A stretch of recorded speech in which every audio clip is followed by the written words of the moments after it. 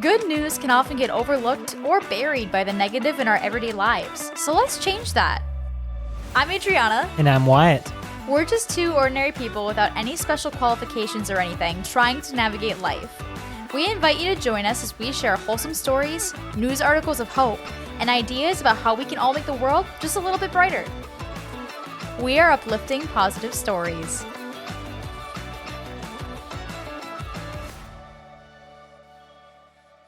Thanks so much for joining us for another episode of Uplifting Positive Stories. How are you doing today, Wyatt?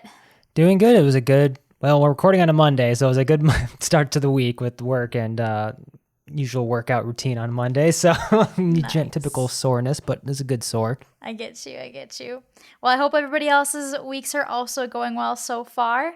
We have a really fun episode today. Today's episode's theme overall is about having good intentions. And we've got 3 Reddit posts for today that all have some very interesting topics that we're going to dive into that kind of jump off of that central theme. So we're going to go right into it. Our first Reddit story of the day comes from the subreddit Casual Conversation. Is this a new one? I don't know if this one's been on the podcast before or not. I've pulled a lot of stories that eventually might come up on this podcast, so I'm not sure if it's already been one I've done, but... Well, let's converse about it. Yeah, let's Casually. do it. Casual Conversation.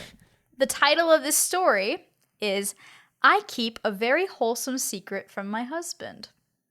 I was very intrigued when I saw this title. I'm like, what? Could wholesome be secret. Could be clickbaity. I know. Probably isn't, because you wouldn't have shared it if it was clickbaity. It's interesting. All right, I'm just going to go right into it. Here's what the story says. My husband and I have a good relationship, and I am close with his family. Good start. He is a huge mama's boy, but in a healthy way. Like everyone, my husband sometimes goes through spells where he has a bad couple of days and needs some cheering up. When this happens, most of the time I can help him through it, but occasionally he just needs some extra support. He's been experiencing one of these spells recently. It happened because of some things involving his hometown, and after a day, I realized that he needed to talk to someone else, especially since I don't know most of the people involved. As I have for the last few years, I text my mother-in-law to let her know that he was having a rough time and could use a phone call. After I got home from work today, my husband and I were relaxing on the couch watching TV when I heard his phone ring. His voice immediately perked up and I heard him chatting happily, then a little more reserved as he asked for her advice about the situation. After a while, my husband came into the living room and said something along the lines of, "Wow, that was Mom. She always seems to know when I'm upset and just what to say." It makes me so happy to know that my mother-in-law and I conspiring together to cheer him up actually works. Watching him go from feeling down in the dumps to loved and protected is the absolute best feeling. If your cup is full enough, don't forget to go the extra mile to help someone today. One of the edits that the OP made says, one thing I didn't mention but I think is important is that I have a very strained relationship with my mother/family. I wish I could call her and get that love and support. I was a little jealous at first, but knowing that including my husband's family makes him happy made it easy to get over. My mother-in-law is an incredible woman. I love her very much and I'm very grateful to have her in my life. And even more grateful that she and my father-in-law taught my husband how to be an amazing man. They deserve much of the credit. So the secret is that she would let his mom know when he's having without telling him. And then the mom doesn't tell him either that it was the wife that told her. So she just happens to seem to call at just the right time. And that's why I thought it was really funny that the husband's like, wow, she always just seems to know when I'm upset and need advice or need help. When really it's his wife that's been contacting his mom ahead of time to let her know that maybe he could use a little boost to get him through whatever situation he's trying to go through right now. Are they actually conspiring to do this? Or is it just that she tells his mom and then she just happens to not tell him that she told her? Or they actually are conspiring about this plan? I honestly don't know. You. It does use the word conspiring at one point. It makes me so happy to know that my mother-in-law and I conspiring together to cheer him up actually works. So I'm not really sure if it's like a thing where don't tell him I told you to do this, or I don't know. But the story fits that topic of good intentions, because when is it okay to omit information or keep a secret like that? And do you think that this is a situation where that's a good thing that they're doing this or not? Is that with the right intentions of kind of not telling him that she's kind of prodding his mom to do that?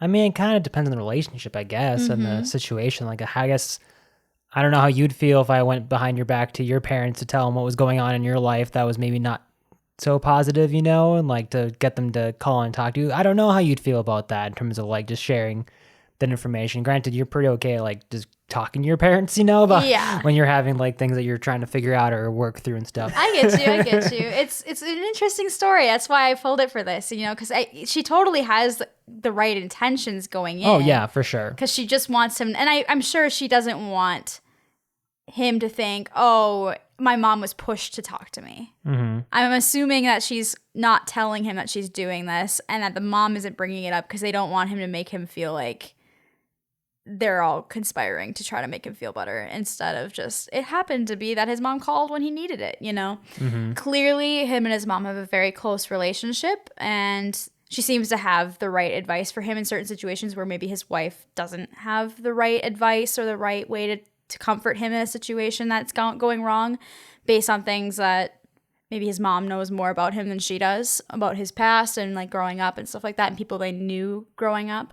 So I don't know. I just thought this was a very interesting story, and it kind of made me think for a little bit. So of like, where does that line between keeping secrets and stuff like that, where is that line? And when is it a good thing? Because I mean, you can have the great intentions, and it still could be a bad thing down the road. But I don't know. For me, I think she has the good intentions, and I don't think it's anything harmful. So I will add, I think it's good on OP to like put that. I feel like there's some ego and pride involved in this. I feel like for some people, they might be bothered by the fact that like what you're saying or doing isn't enough. That your partner needs their parent or some other person to like step in and like fill a gap that you're not able to do yourself. I feel like it's pretty easy. And I feel like we feel guilty of that sometimes too. Like I know I have when like I've told you something and then you had a conversation with your parents and they told you something similar and all of a sudden it made sense to you. And I'm like, what the heck? I said it to you too. Like what? Why was what I said not enough? But like, it sounds like she didn't have the ego at all, or at the very least, like at this stage in the relationship, doesn't seem to have an ego about it and is able to like, yep, I'm not able to do it quite enough. So I'll pass it along to... Yeah, in certain situations and stuff. Now, that'd be problematic if it was for everything, Yeah. But it doesn't sound like it's for everything. And I also thought it was interesting because she mentioned that she doesn't have a very close relationship with her family. And so she doesn't have that. And so for a little while... I forgot about that part. Yeah, that's so gotta suck. She felt kind of jealous of that her husband could go to his mom and that they had that kind of relationship where she would give him advice and comfort him in situations and stuff like that and want to hear about what problems are going on in his life.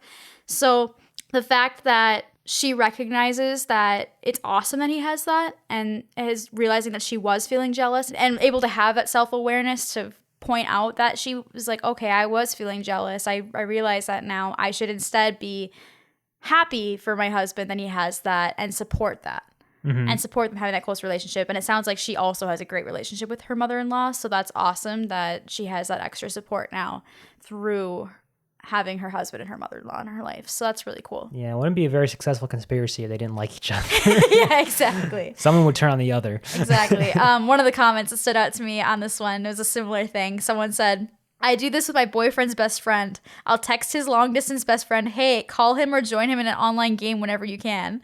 He'll respond with a thumbs-up emoji, and then I'll hear laughing from the other room about an hour later. Boyfriend tends to isolate himself when he's in a bad mood, and when I think the isolation has gone a little too long, I'll send the text. So I thought that was another interesting case of that, of reaching out to somebody and telling them to help out where you don't feel like you can help them in that area. Because obviously in that situation, the boyfriend's isolating himself and playing video games, and maybe this OP of this comment maybe doesn't play video games. And so that's a way to connect to the boyfriend and bring him out of the funk that he's in a way that works for him.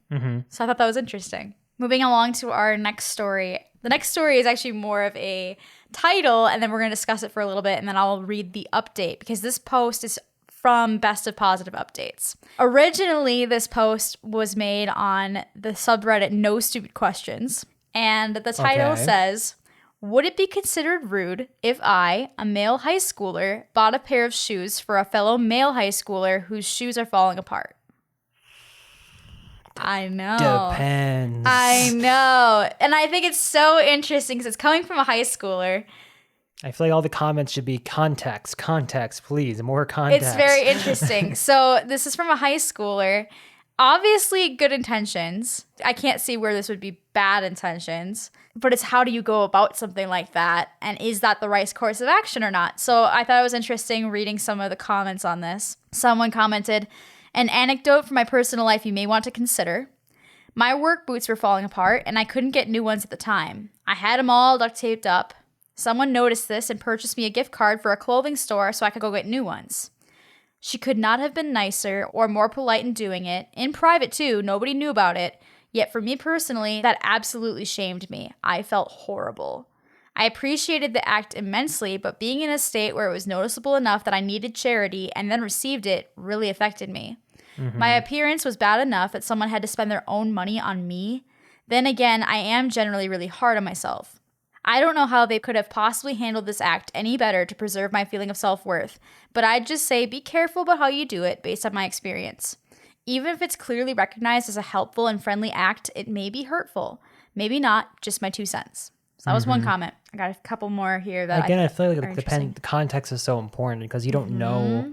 That could be like the shoes could be like their insecurity of like, I think my shoes are embarrassing. Like, oh, what if everybody's noticing? Everyone's telling me my shoes.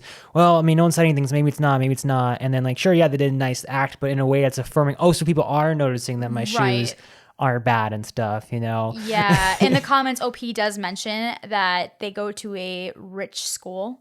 So a lot of the kids are in fancier clothes and shoes, and so it really does stand out that this kid doesn't have that. And so that's one of the reasons why OP wanted to. Schools can take it to a whole other level too, where it's like not even necessarily the quality in terms of the wear and tear, but it also just like a name brand. I remember you telling me about that when you were growing up. That like, certain kids you had to have the specific, otherwise you were like considered poor or something. And I'm like, that's weird. It's crazy. What's wrong with kids? Why do kids care about levels of like richness or not richness? They're not in charge of the money. Right, exactly. But it's silly. I remember my dad used to joke around and be like, I'm just gonna buy you a t-shirt and write Aeropostale on it in Sharpie and then you'll fit in. How would they know that I didn't get it from the store?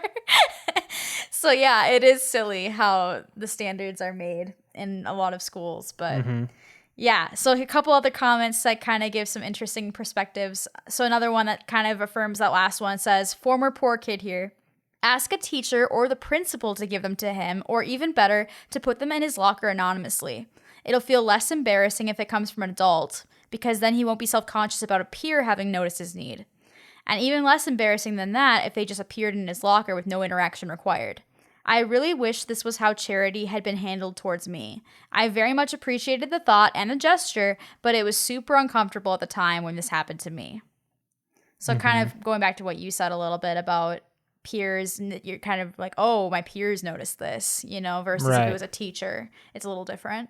I think that's an interesting perspective as well. Well, I guess another thing as well, again, it's all about context here. Is like if this peer was like, constantly talking about like how they wish they had better shoes, then I feel like that kind of opens the door a little bit for that kind of a gesture, versus that they never brung it up at all, period. But it's so hard though, because some people are ashamed and so they don't want to seem like they're asking for help in any way, but they actually would like the help. And that's why I want to do this conversation, this subject and stuff, because I just think it's so interesting of knowing how and when to go about nice gestures and stuff like that in a way that dignifies the person that you're doing it for, and doesn't make them feel ashamed or make them feel like they look like they needed help. You know what I mean? Those kind of things. And doing it with the right intentions. I just think it's very interesting. What would you recommend then? So the next comment, I think, is for me how I would suggest to go about it.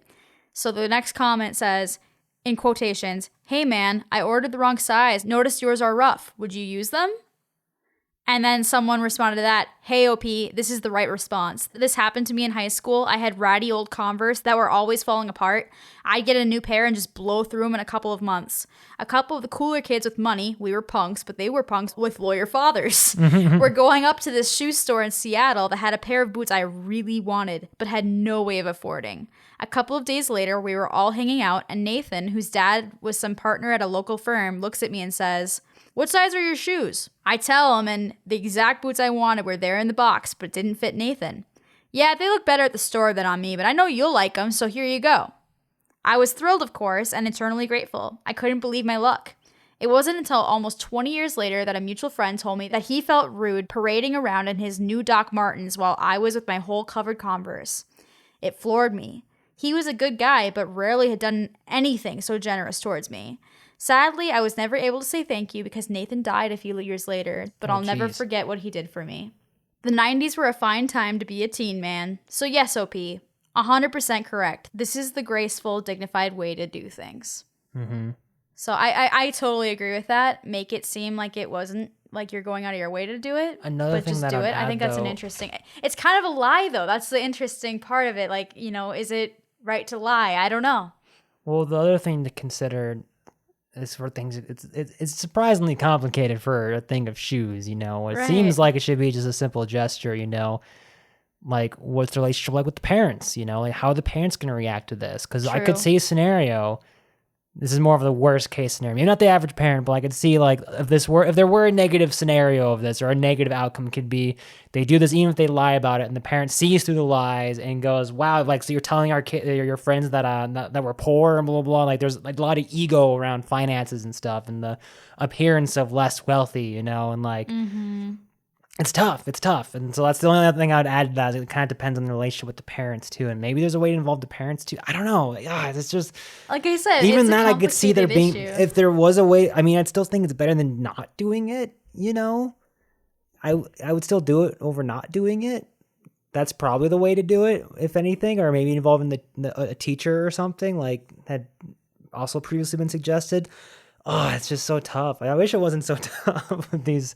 situation. It also depends how close you are with them as well. That's a huge thing too. Yeah, I would say. So OP did update this post in No Stupid Questions, and then it was reposted, obviously, like I said, to Best of Positive Updates. And it says, I got a glance at the shoe size today. He wears an 8 in men's, and I mentioned this to my mom, so she immediately bought a pair of the exact same shoes. After rehearsal, I caught him alone and asked what size shoe he was. He answered 8? After a little while, and I explained that I had gotten some shoes a while back that didn't fit and was wondering if he would like them. He said he was fine and that the only reason he didn't have new ones was because he was too lazy to get them. I relate. I told him that he didn't have to take them, but it would be a help since they've been sitting in my car for like a week. He changed his mind and took them off me, saying he'd try them and just say he bought a new pair. Thank you all for helping me figure out what to do, and sorry if it's confusing or written poorly. I know a lot of you wanted an update, smiley face. How old are these kids again? They're in high school, so I don't know the exact age, but yeah, they're high schoolers. What a nice high schooler, though, to like think about another kid like that and to notice something like that and think, oh, okay, well, should I do this? And to have the foresight instead of just acting impulsively and doing it to actually look for advice from other people. I don't know if Reddit's always the best place to look for advice. Sometimes you're going to get some crazy answers. But in this case, they actually got, I feel like, some really good insight into how to actually handle this situation in a way that would not embarrass the fellow high schooler that he was doing this for. So I thought that was really wholesome and a good example of taking a step back sometimes before you do something just to make sure that you're doing it with the right intentions and B, doing it in a way that's not going to cause any negative problems from it. So, well, I can totally relate to the being lazy to replace shoes. I'm very bad at replacing shoes. I've needed to replace my shoes for a long time now. We definitely could. I just haven't done it. They're still working, but they definitely need to be replaced. I'm just late. I don't know what it is about shoes. We've talked about this before on the side. Well, something about shoes that's just, I don't know. Something when the brain's just like, I don't need to spend money on shoes. Well, sometimes also it's hard to find a good pair of shoes that actually like are worn in and feel like comfortable, I feel like. So it's one of those things. It's hard to get rid of a good pair of shoes when it's comfortable, even if it does look kind of ratty. You know? Right. And feels ratty. Yeah. But they still work. So anyways. Yes. So this next story is a shorter one. It's from the subreddit Casual Conversation, and the actual title of it was Thank You McDonald's Drive-Thru Worker, and it was basically, I think it was asking for stories of times where someone helped pay for your meal or something unexpected happened. And this was one of the comments that was on the story. So there was no unaccounted for till or money in this story, right? Not in this one, no. Looking back at a previous episode that involved McDonald's drive-thru. Yeah, the Doing What's Right episode has a crazy McDonald's story. Check it out if you haven't already. So, this story says, me, my mom, and 2 younger sisters were at Perkins, a restaurant, and we had ordered a lot of food. And my mom goes, You guys may need to roll up your sleeves and wash dishes. This may be more money than I have. She was joking, of course, but this really freaked my little sister out, who was about 7 at the time, and she starts crying. This older lady who was sitting behind us looked over for a split second, and when I saw her, she looked away.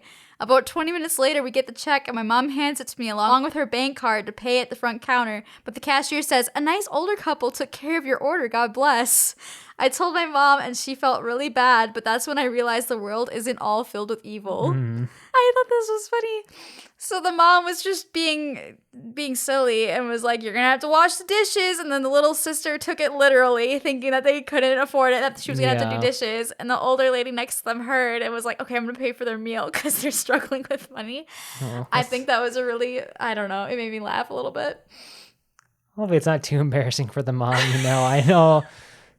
I feel like some of our parents would be mortified in that situation. I think we would be mortified in that situation. I would be mortified in that situation too. It's like, oh man, you were saying it dryly, like dry humor, and then someone overheard. It's like, oh no, like that could have gone to somebody that actually needed it, and I was being funny. I didn't think my daughter would take it literally, What a interesting situation. But yeah, it's just clearly in this situation, the old lady had good intentions. It just was a situation where obviously it was misread what was happening and stuff. But I maybe recommend making those comments in the car or not in public, just in case. Like test the water. If you're joking, yeah. Well, test the waters, see how that gullible your child is, and then kind of go from there. Like they're quick as a whip. Like yeah, go ahead and make those comments in public, but like maybe test the waters first. I don't know. But yeah. Anyways, I thought it was funny. It made me laugh a little bit. But yeah, and again, it goes back to... I feel like that depends on the reaction, Like, that could have gone horribly bad in terms of, like, just the reaction, Like, a parent could easily be like, "Why do you think we're apart?" And, or freak out. "You made us think look bad." Or, like, they totally could flip. But if you come with the right attitude, like, "Oh, okay, oh, gosh," like, "Oh, okay," choose to laugh about it instead, then it is a positive story. But, like it's all... That's one situation where I feel like your mindset and how you approach it and choose to look at it is going to reflect whether it's a positive, fun story or like a shameful, angry, like, oh gosh, let's not talk about that ever again. And I'm never going to this McDonald's chain again. I'm going to a different one. This is at Perkins, but yeah. Oh, it's a Perkins? Yeah, it was at a Perkins. I thought it was a McDonald's drive-thru. No, so the thread that this is on is thank you McDonald's drive-thru worker, and it was someone asking for stories of... this was one of those stories where someone helped pay for their meal. Yeah. Gotcha. Well, never go to that Perkins establishment again, Like of embarrassment. Yeah, but it's one of those things that... This is why I put it into this podcast episode is obviously, like I said, the theme kind of for these was about having good intentions when you're doing things. But also, I feel like another thing that kind of came out of that from some of these stories was not letting your ego get in the way of receiving good, nice things too. And it's a very continuous theme in a lot of our episodes. It is. Put aside ego. And that's why I thought it'd be an interesting one to kind of easier said than done. Head on address in this and stuff is like, yeah, especially in that one, that's really embarrassing when you're like, oh gosh, like I didn't actually need that help. I just was being funny. Oh no. But now she has the choice to either accept the generosity and be like, wow, that was a really nice person that had good intentions and was trying to help us out because she thought we needed it. And think about it that way and just look at it like OP of this comment did as, wow, that was a good example of the world isn't all filled with evil. Look at it that way instead of looking at it as a moment of embarrassment and shame and that was a terrible thing that happened.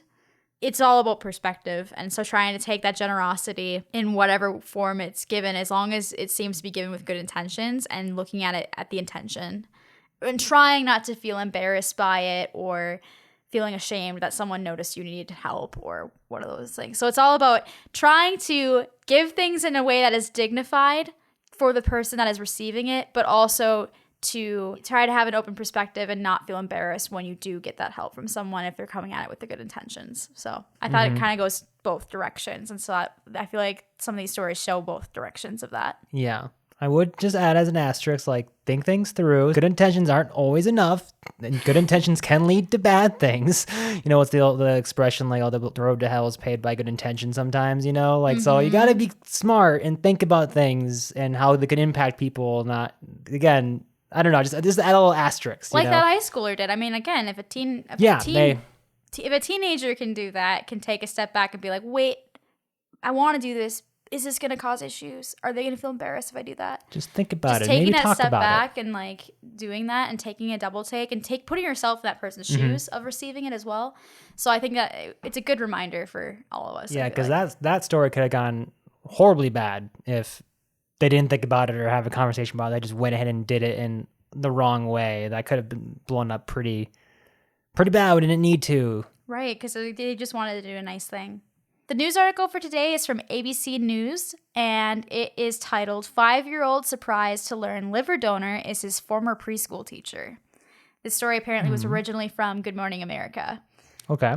And basically, this little boy needed a part of someone's liver to be able to help his to be able to function the way it needed to. It was affecting his energy levels and his sleep. The preschool teacher apparently noticed this. They were in New York. She noticed that his energy levels weren't that of his peers. And so she anonymously, so she didn't tell him she was going to do this, but she went to apply to be one of his donors.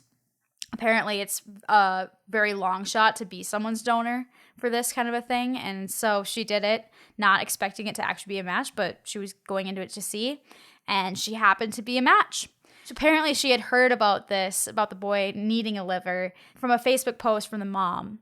And the mom had said that one of the things he needs to check off his list is a healthy liver. The teacher showed up at their door with a big poster board that said, "Hey, Ezra, would you like to share my liver?" with a little box for yes and a little box for no, and then had a marker for him to be able to check off the yes. Apparently, they're going to take out 30% of her liver to be able to replace his damaged liver section, and then both of them will probably regenerate with those healthy tissues and be functional. So it's going to be a huge thing for this little boy's life. You only hear stories about people like having a hard time getting donors, especially like the wait times on a donor list, to get on the donor list even. It's true. And that's a big thing to like offer yourself up and follow through with Right? it. It's like it's easy to be like, oh, I'll apply. Like I probably won't get it, and like so I'll look like that I like tried to help and stuff. She but didn't she even tell him matched. she was applying. She just did Right. it, It was completely anonymous until she found out she was going to actually do it. It's so awesome. According to the article, to quote the article, it says, the little boy turned to his family after she showed him the poster and said, "I'm getting my liver. She's going to help make me feel better." It was cute. Another quote from the article, the teacher said, "I can't sit there and watch a 5-year-old not be able to do 5-year-old things. I would do it for any one of the kids I teach," Fisher said. But then what if another one shows up? Can she give up more of her liver? I have no idea how I that wouldn't works. think so. But the fact that she's doing that, and again, because a lot of it's times, huge. there are anonymous donors and like people that do that. Wow, that's incredible. But a lot of times I feel like donors are people that they're very close to the person, and like in terms of like they're a family member or a close friend, family friend or something of that nature. And so for this to be just his preschool teacher that noticed that he had low energy levels and saw the parents' Facebook post, like just wow. Talk about going into something with really good intentions. That's crazy. That's awesome. So, and good follow through. Yeah. One other quick story here, and then we'll end the podcast for today. But this story here is from KHOU 11, and it is titled, "The Greatest Guy You'd Ever Want to Meet, Cypress Community Gives Back to UPS Driver of 35 Years." This story is from Houston, and basically a little community called the Cypress Area Community decided that they wanted to gift this UPS driver a bunch of money as kind of a thank you for all of the work he's done for the area. Apparently this guy, Tommy Moy, has been going around to this community doing UPS work for a long time. And a lot of the community members that were interviewed in this story all say that he's just super friendly. He goes out of his way to be super smiley and be really like on top of everything for everybody. He's had a big impact on the community and as a whole. And so they all went out of their way to surprise him with money. They were trying to raise between $500 and $1,000 to gift him as a thank you, but the donations from the community just kept coming until finally they ended up giving him $600 cash and a $7,500 check. Whoa. And they just did it just as a way of saying thank you. There was no strings attached, nothing else. So they just wanted to show him that they appreciate how friendly and kind he's been to their community. And apparently in 2017, his house was flooded by Hurricane Harvey, and also raised, the Coles Crossing community also raised over $11,000 to help them for their house. So I just thought this was a great example of put good out there and a lot of good will come back to you. This guy could have gone to his job every day as a UPS driver and done the bare minimum and just thrown the package on the people's doorsteps and left and just done his job to get the paycheck. But he had good intentions, and he went around and was very friendly to everybody and talked with everybody and was smiling constantly and upbeat, positive. And so he put good out there, and this community blessed him with a bunch of money to help, with his house after Hurricane Harvey, and money just as a thank you and appreciation token. Like, I just thought that was so, so cool. And all these people going out of their way to do such a nice act like that just to show this guy that they appreciate him. It's not like he did something super specific for them. It was just that he was kind and a light for this community, I guess. So I thought that was really, really cool. Man, what a cool community. Yeah, right? Stepping up multiple times for him. I know. It's just awesome. So very, very cool. Be easy to be like, oh, we already helped him once, so we're tapped out on helping. But nope. They went and did it again. They helped him again. And I'm sure they had their own problems too. Right. Maybe they're not as bad, but like even when we had the flood up here in 2012, like not everyone was affected as badly, but almost everybody was affected somehow. Right. But to still step up and to help someone else, that's crazy. It's awesome. If you want to read more about either of these articles, as always, they will be posted in the description below in this episode. And with that, we are going to call it the end of the episode. Thanks so much for joining us for another episode of Uplifting Positive Stories. If you have a story that you'd like to share that we could share on this podcast, we would love to have it. Please send it to us at upliftingpositivestories@gmail.com or by joining our Facebook group and posting it within the group. And yeah, we would really love to have your stories. Thanks so much for joining us, and we hope you have a great rest of your week. And stay positive.